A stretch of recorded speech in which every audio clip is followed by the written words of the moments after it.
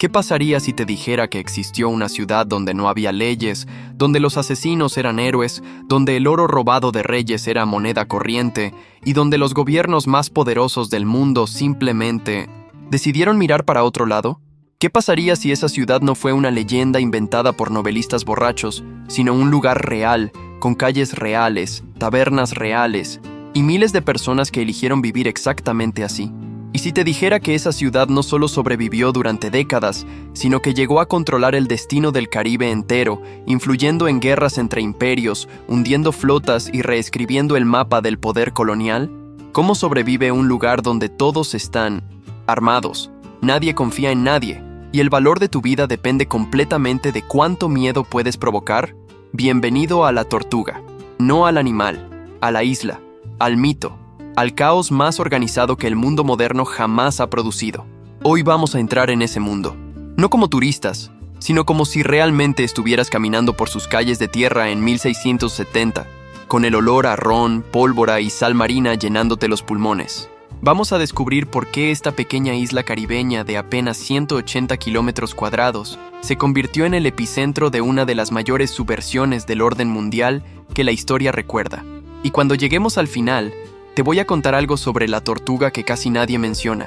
Algo que cambia completamente la manera en que deberíamos pensar en los piratas. Algo que los historiadores debaten hasta el día de hoy. Pero primero, necesitas entender dónde estamos parados. El mundo del siglo XVII era básicamente un tablero de ajedrez gigantesco, y las piezas eran España, Francia, Inglaterra y Holanda. Cada uno de estos imperios había decidido, con una arrogancia monumental, que el Océano Atlántico y el Mar Caribe les pertenecían. España, en particular, tenía una idea bastante clara de la situación. Todo el Nuevo Mundo era suyo. El Papa lo había dicho. El Tratado de Tordesillas lo había confirmado. Punto final. Si querías comerciar en el Caribe, necesitabas permiso de Madrid. Si tu barco aparecía en esas aguas sin el documento correcto, podía ser hundido legalmente. Si te atrevías a establecer una colonia en una isla que los españoles consideraban suya, podías esperar una visita muy desagradable de sus soldados. El problema era que España tenía demasiado territorio y no suficientes hombres para defenderlo todo. El Caribe es enorme. Las islas son incontables. Y en ese vacío, en esos lugares que España reclamaba en el papel pero no podía controlar en la realidad, algo empezó a crecer. Algo salvaje, oportunista y completamente sin precedentes. La Española, la gran isla que hoy divide a Haití y la República Dominicana, era en teoría territorio español, pero su mitad occidental estaba prácticamente abandonada, y justo frente a esa costa, separada por apenas 3 kilómetros de agua, flotaba una isla pequeña con forma de tortuga vista desde el cielo. Los españoles la habían notado, habían puesto su nombre en el mapa, y luego básicamente la habían ignorado. Error monumental, porque en la década de 1620, algo extraño empezó a pasar en esa isla olvidada. Llegaron hombres que no pertenecían a ningún lugar, hombres que habían sido expulsados de colonias, que habían desertado de barcos, que habían escapado de cárceles europeas, que habían sobrevivido naufragios y batallas y enfermedades que deberían haberlos matado. Llegaron franceses, ingleses, holandeses, portugueses, africanos fugados de plantaciones, indígenas desplazados de sus tierras. Llegaron porque la tortuga tenía algo que el mundo organizado no podía ofrecerles: anonimato total. Estos primeros habitantes se llamaban a sí mismos bucaniers, que en español se convertiría en bucaneros. El nombre no venía de los barcos ni del saqueo, venía de la palabra indígena Arawak Bucan, que describía una parrilla de madera sobre la que se cocinaba carne, porque eso era lo que hacían originalmente. Cazaban el ganado salvaje que los españoles habían dejado atrás en la Española, lo ahumaban en esas parrillas y lo vendían a los barcos que pasaban. Eran básicamente carniceros de la selva caribeña, violentos, curtidos, expertos en el terreno y absolutamente libres de cualquier autoridad. Pero aquí viene el primer giro de la historia. España decidió que incluso esa pequeña amenaza era inaceptable. Si esos hombres estaban en sus aguas, tenían que irse. Enviaron soldados a la Española para matar el ganado salvaje, para eliminar la fuente de alimento de los bucaneros, para básicamente obligarlos a morir de hambre o marcharse. Lo que España no calculó fue lo que pasaría cuando expulsas a un grupo de hombres desesperados, entrenados en la supervivencia, armados hasta los dientes y sin nada que perder. No se marcharon, se radicalizaron. Los bucaneros miraron al mar, vieron los galeones españoles cargados de plata y oro, y tomaron una decisión muy lógica desde su perspectiva. Si España nos quita nuestra forma de vida, nosotros le quitamos la suya. Y así, casi por accidente, nació el pirata caribeño moderno. La Tortuga se convirtió en su base. Y aquí está la cosa fascinante que la mayoría de los documentales no te cuentan. La Tortuga no era solo un escondite, era una economía, era una sociedad. Tenía sus propias reglas, sus propios códigos, sus propios sistemas de justicia y una estructura de poder sorprendentemente funcional para un lugar que oficialmente no existía en ningún mapa legal del mundo. Los piratas de la Tortuga operaban bajo algo llamado la Hermandad de la Costa, o en francés, la Flibuste. No era una organización formal con un líder elegido democráticamente y una constitución escrita. Era algo más parecido a una cultura compartida, un conjunto de entendimientos no escritos que todos respetaban porque la alternativa era el caos total, y el caos total significaba que ninguno de ellos sobreviviría.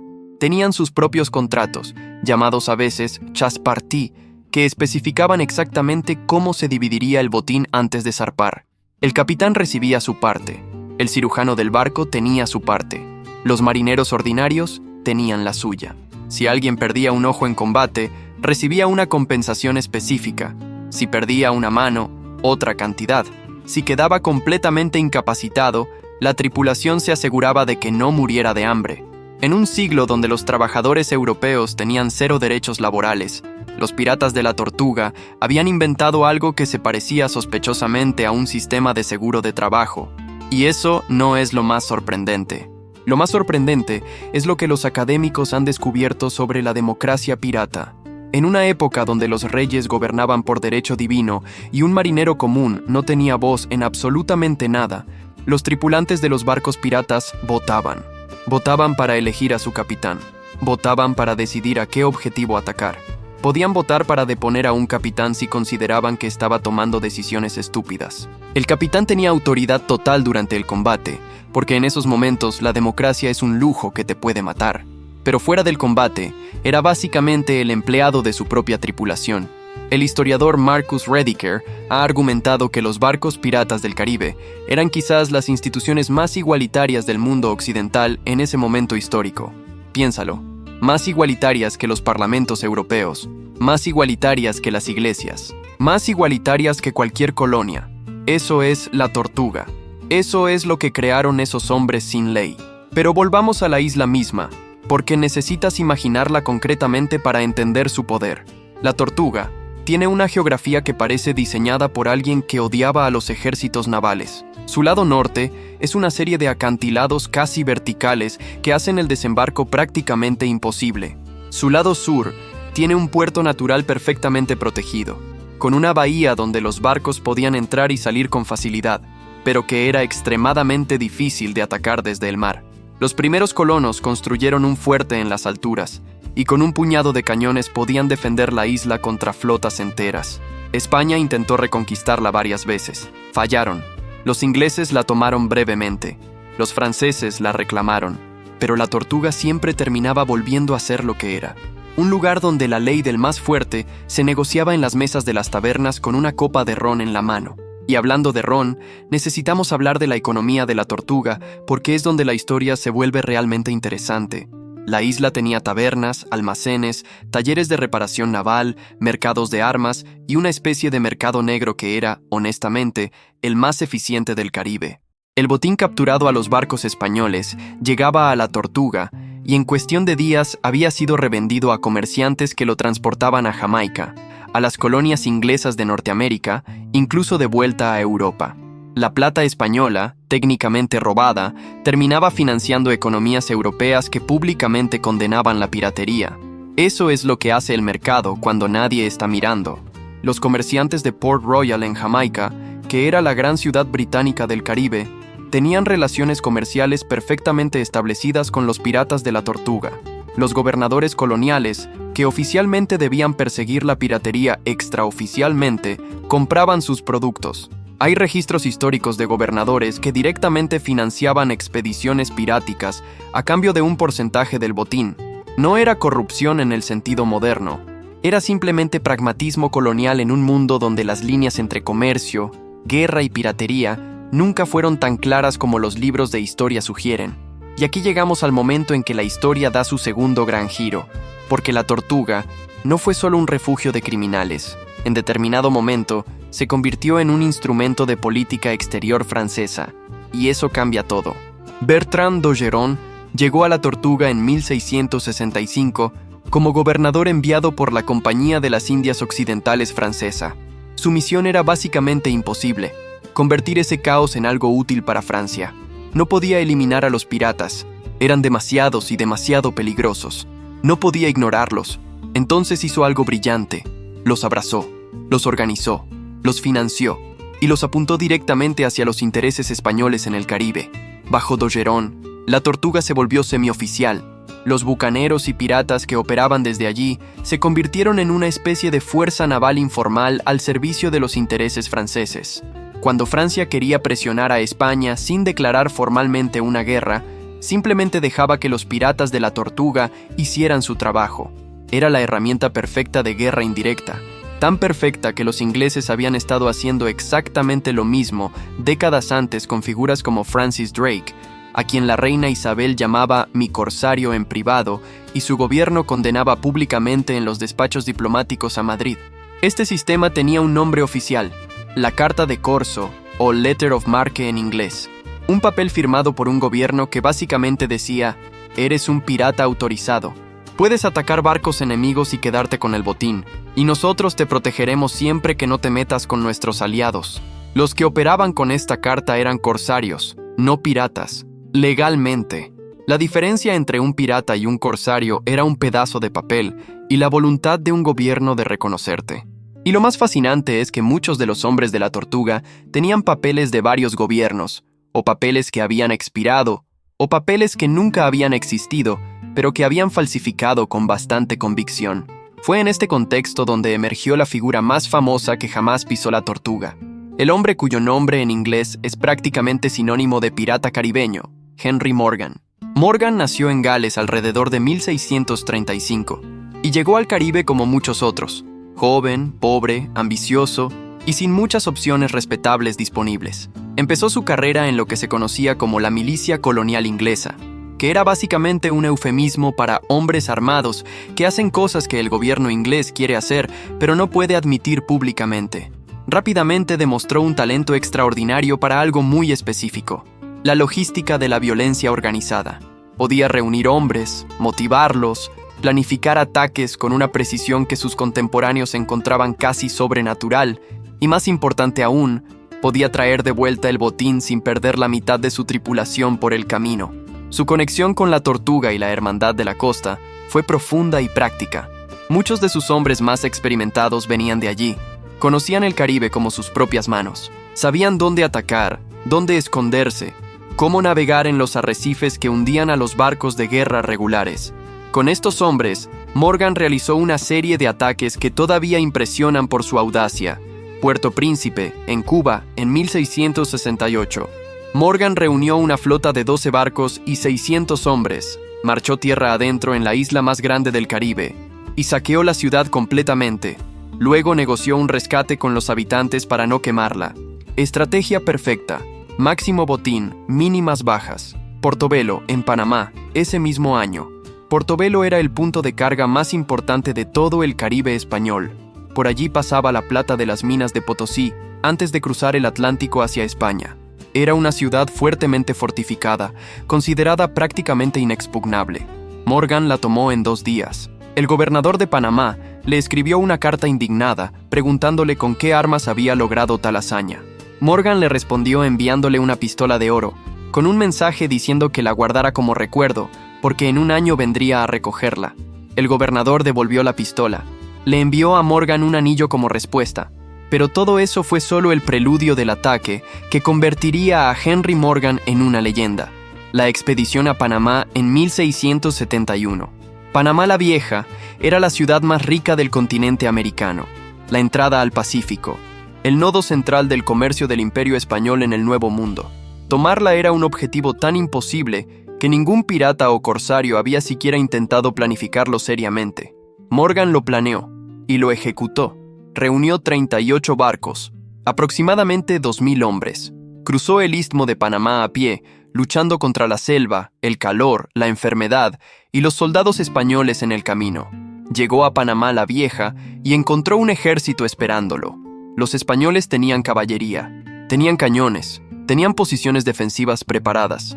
Morgan atacó de todos modos y ganó. La batalla duró 3 horas. La ciudad ardió durante un mes, aunque hasta hoy los historiadores debaten si fueron los propios españoles o los hombres de Morgan quienes prendieron el fuego para evitar que el botín cayera en manos piratas. El botín que Morgan llevó de regreso fue masivo, aunque sus hombres se quejaron de que era menos de lo esperado, sospechando que Morgan había ocultado parte para sí mismo. Esa acusación nunca fue probada, pero tampoco fue refutada. Morgan llegó a Jamaica. Fue arrestado por el gobernador inglés, no porque Inglaterra estuviera indignada por el saqueo, sino porque técnicamente Morgan había atacado a España durante un periodo de paz entre los dos países y alguien tenía que asumir las consecuencias diplomáticas. Fue enviado a Londres como prisionero. Y aquí viene la vuelta de tuerca que parece imposible, pero está perfectamente documentada. En lugar de ser juzgado y ejecutado, Henry Morgan fue recibido como un héroe. Le dieron una fiesta, le nombraron caballero de la corona y lo enviaron de vuelta a Jamaica como teniente gobernador.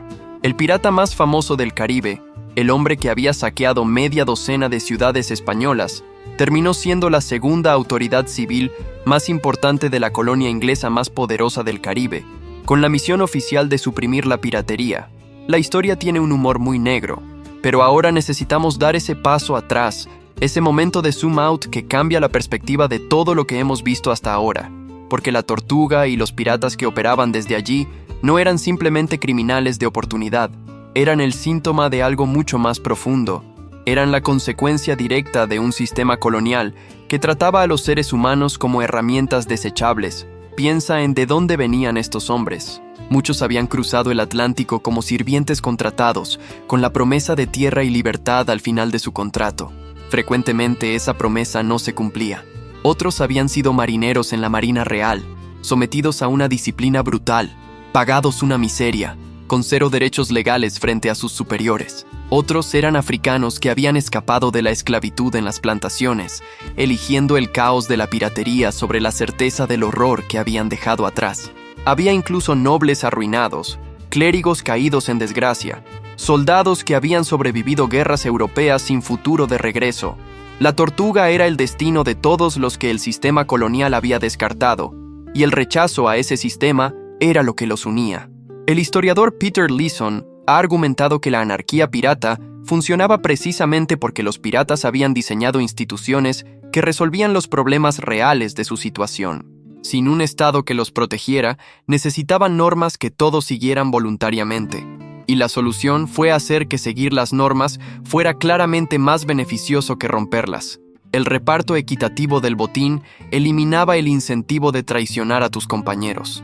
El voto para elegir al capitán eliminaba el resentimiento hacia la autoridad arbitraria. El sistema de compensación por heridas eliminaba el miedo a luchar. Era economía aplicada a la anarquía y funcionaba sorprendentemente bien. Pero ¿cuánto tiempo podía durar algo así? La respuesta nos lleva al tercer gran giro de la historia de la Tortuga.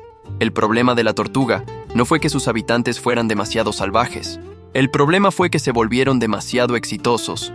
Cuando la piratería del Caribe amenazaba principalmente los intereses españoles, los ingleses y franceses lo toleraban o lo alentaban activamente. Pero cuando los piratas empezaron a atacar barcos de todas las naciones, cuando el comercio legítimo empezó a verse seriamente afectado, cuando ya no había un gobierno colonial que pudiera señalar a la piratería como un problema ajeno, porque sus propios barcos estaban siendo hundidos, la actitud cambió dramáticamente.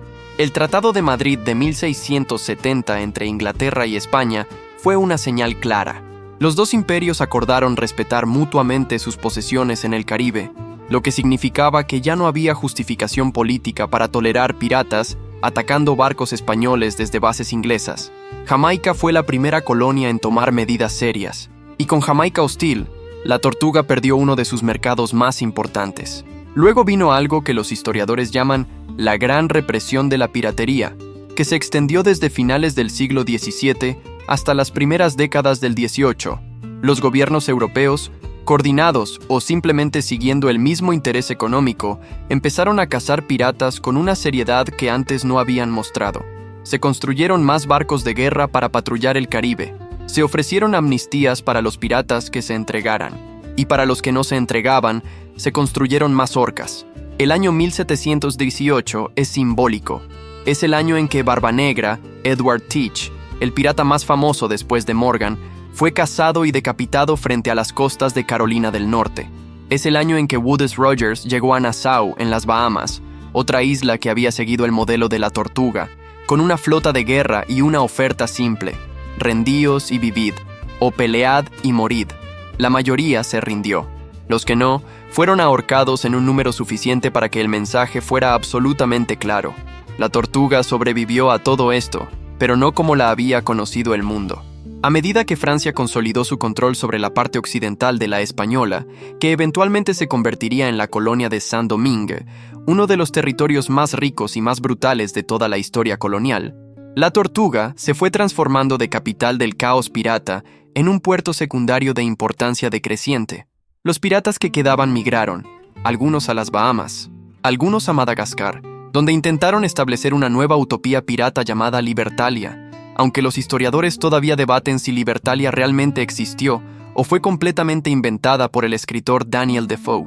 Algunos simplemente aceptaron la amnistía y trataron de construir una vida en el mundo legal que tanto habían despreciado. Y aquí llegamos al clímax de esta historia, a la pregunta que lo cambia todo. ¿Qué fue realmente la Tortuga? ¿Fue un nido de criminales que merecía ser destruido? ¿O fue algo más complicado, más importante, más significativo para la historia del mundo de lo que normalmente reconocemos? Considera esto: la Tortuga y la cultura pirata que generó perturbaron el monopolio español del comercio americano de una manera que ningún esfuerzo diplomático europeo había logrado.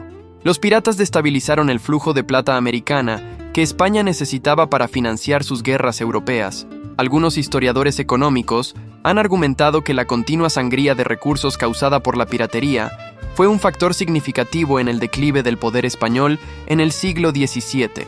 No el único factor, pero tampoco uno que pueda ignorarse. Considera también esto: la Tortuga fue un experimento social involuntario.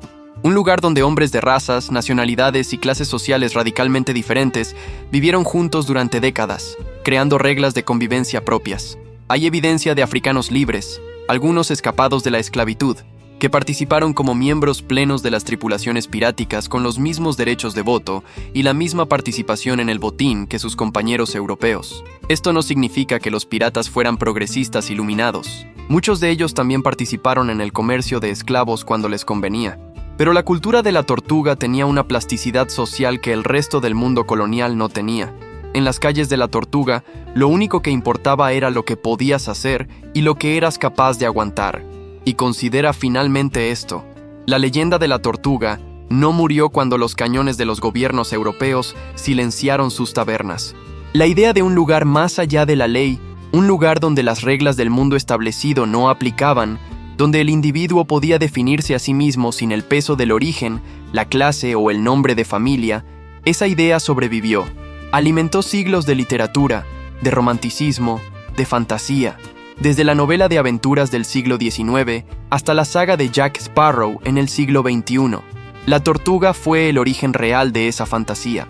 Y la fantasía tiene poder precisamente porque señala algo que el mundo organizado no puede darte. Si la Tortuga fue exactamente lo que los historiadores más favorables dicen que fue, una sociedad alternativa funcional con instituciones genuinamente igualitarias, entonces su destrucción representa la aplastante de un experimento social que podría haber enseñado algo importante al mundo.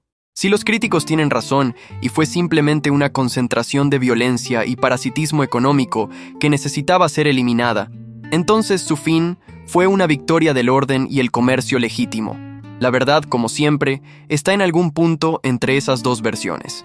Y esa tensión es exactamente lo que hace que la Tortuga siga siendo fascinante 300 años después. Porque en el fondo, la Tortuga hace una pregunta que no tiene una respuesta cómoda. ¿Qué legitima un sistema de gobierno? ¿La fuerza que lo sostiene?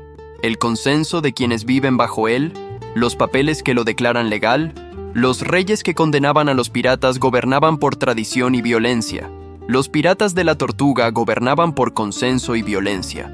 La diferencia es más pequeña de lo que nos gusta pensar, y quizás por eso los imperios necesitaban destruir la Tortuga no solo físicamente, sino narrativamente. Necesitaban que los piratas fueran monstruos, porque si no lo eran, las preguntas que planteaban eran demasiado incómodas. Hay algo en la Tortuga que todavía resuena en el mundo moderno. Cada vez que lees sobre zonas grises del comercio internacional, sobre territorios donde las leyes de un país son ignoradas por las corporaciones de otro, sobre espacios digitales donde el control gubernamental no llega, estás viendo ecos de esa pequeña isla caribeña. El impulso humano de encontrar el espacio más allá de las reglas establecidas no desapareció cuando los cañones ingleses y franceses silenciaron las tabernas de la Tortuga. Simplemente encontró nuevas formas. Los últimos piratas que abandonaron la Tortuga llevaban con ellos algo que ningún gobierno pudo confiscar: la memoria de haber vivido de otra manera. Algunos de sus descendientes culturales terminarían en las revoluciones del siglo XVIII con ideas de igualdad y gobierno por consentimiento que resonaban, aunque nadie lo admitiera, con lo que se había practicado en esas calles de tierra con olor a ron y pólvora. Y en Haití, la colonia que creció exactamente donde la Tortuga había florecido, ocurrió en 1804, algo que la Tortuga en cierta manera había preparado el terreno para imaginar: la única revuelta de esclavos exitosa de la historia, que creó el primer estado negro libre del mundo moderno. Fue una coincidencia que la revolución haitiana ocurriera exactamente en el lugar donde durante décadas habían vivido hombres de todas las razas bajo reglas que ellos mismos habían creado. Probablemente sí. Pero es el tipo de coincidencia que hace que la historia se sienta como algo más que accidente. ¿Qué piensas tú? Si hubieras vivido en el siglo XVII, ¿habrías elegido la Tortuga sobre la pobreza respetable de Europa? ¿O crees que la violencia y la incertidumbre del mundo pirata lo hacen imposible de romantizar? Déjame tu respuesta en los comentarios, porque esa tensión entre la libertad y el orden es una de las conversaciones más antiguas que los seres humanos tienen, y todavía no tiene una respuesta definitiva. Si esta historia te pareció tan fascinante como a mí, hay un botón de like justo aquí abajo que estaría muy agradecido de que le des. Y si quieres seguir viajando por los rincones más oscuros y fascinantes de la historia marítima, suscríbete al canal, porque esto es solo el comienzo de lo que vamos a explorar juntos. La próxima vez que te cuente, vas a descubrir que hay piratas que hacen parecer a los de la Tortuga casi aburridos. Y eso es una promesa.